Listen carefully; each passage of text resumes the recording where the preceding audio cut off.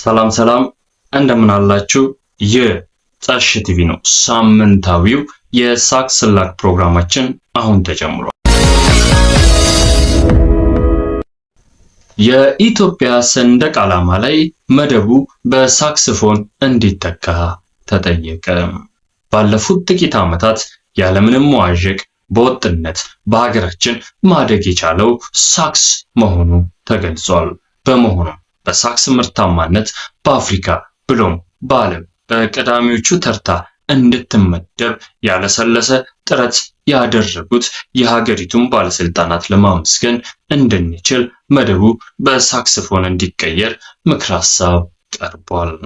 ይህ እድገት አፍሪካ ዜጎቿን በጥይት ከመጨረስ ወጥታ በሳክስ ወደ መሸወድና ወደ ማታለል መሻገሯን ማሳያ ነው ሲሉ በአፍሪካ ህብረት ህዝብን ማደንዘዣ ቋሚ ኮሚቴ አባል አቶ ወናፍ በየሳምንቱ ተናግረዋል። እስስት የኢትዮጵያ ካድሬዎችን ከሰሰች። አንተ የምር ነው የዜና ታድላ በእናት እሺ።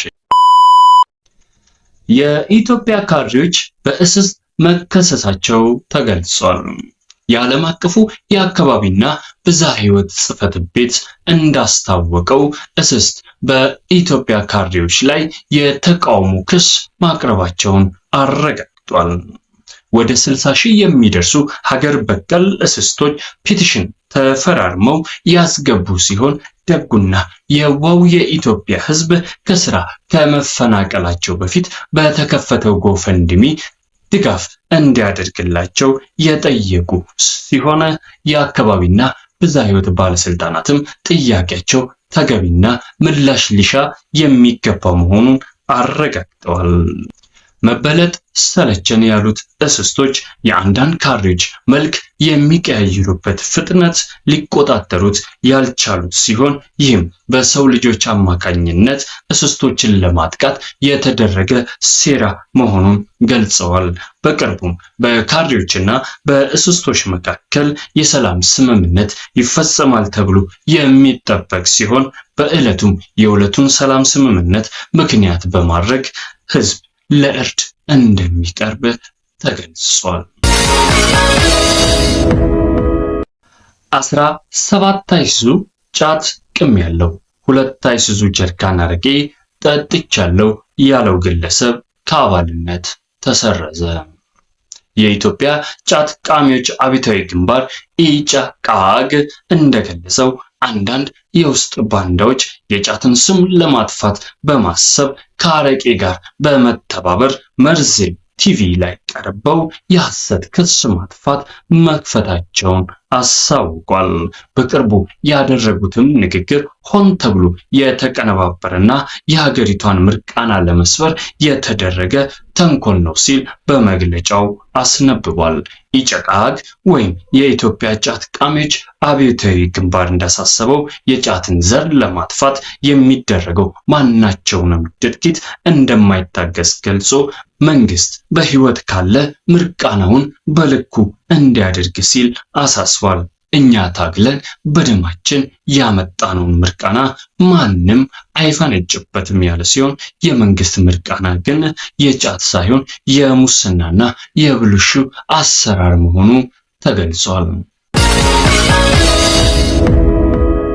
አፈር ደቼ ብላ ማለት ከስድብ እንዳይቆጠር የሚያደርግ ጥናት ተጀመረ።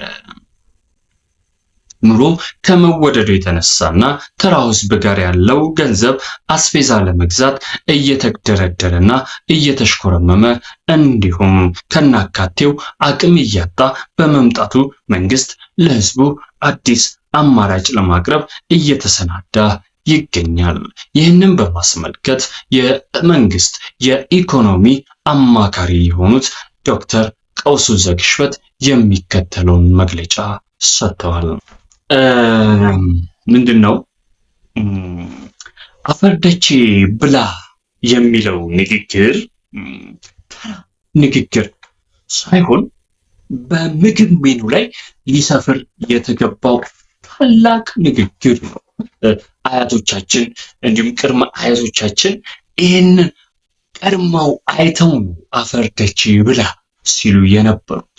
ስለዚህ ይህንን መንግስት ከግምት በማስገባት እንዲሁም ቅርስ አስጠባቂም ስለሆነ ለቀደሙት ቅርሶች ብቻም ሳይሆን ንግግሮችም የሚጠነቀቅ መንግስት ስለሆነ አፈር ደቼ ብላ የሚለውን ንግግር ከተራ ንግግር እንዲቆጠር አይፈልግም። ምክንያቱም ይሄ አፈር ደቼ ብላ የሚለው ምግብ በጣም ለየት ያለና ህዝብ አጥጋቢ ምግብ፣ ስለዚህ ከስድብ ጎራ አውጥተናል። ይሄ አንድ ደረጃ አንድ እርምጃ ቀዳሚ መሆናችንን የሚያሳይ መሆኑን ልብ ልንለው ይገባል። ስለዚህ ይሄ ሰፊው ህዝብ እንደተለመደው አፈር ደቼ መብላቱን እንዲቀጥል እንፈልጋለን።